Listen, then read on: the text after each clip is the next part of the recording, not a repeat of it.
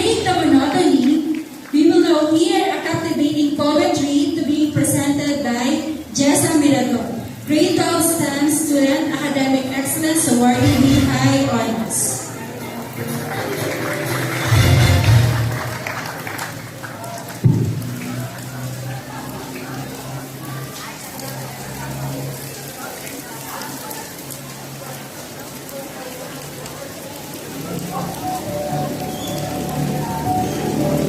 Gazing at the calendar, it was 2022, 20th of October. Taken from 10 studio album of Taylor, a vulnerable song entitled Your Own Kid has been released. In the midst of being at ease, I could vividly recall how I could not stop the beat from ear to ear. Specifically to its lyrics saying, Your own kid, you can face it. Then my high school life flashed into a dream. Recapturing the past and how we got disgruntled and downcast by the sound of beeping index cards, the trembling hands and stumbling voices, while enunciating the surnames not alphabetically but in an foreseeable way.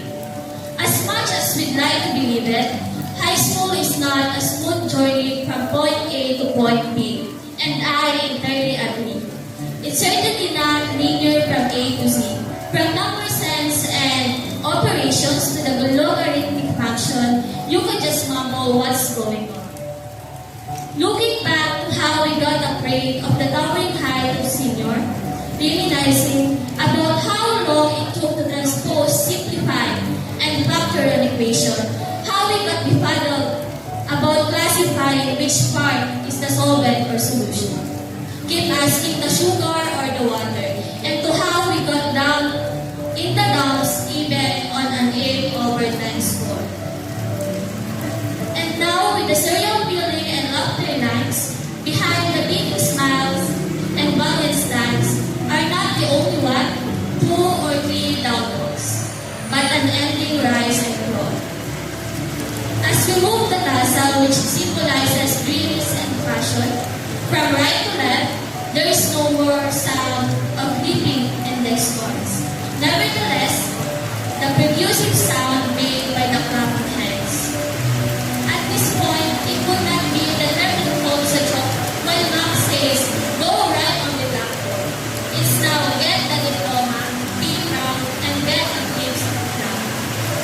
As Taylor says in her poetic voice, this scary news is your own now. But the cool news is your own.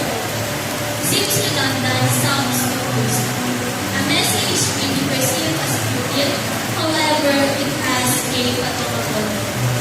Don't live through the lens of perfectionism. You are young and the world is at their fingertips.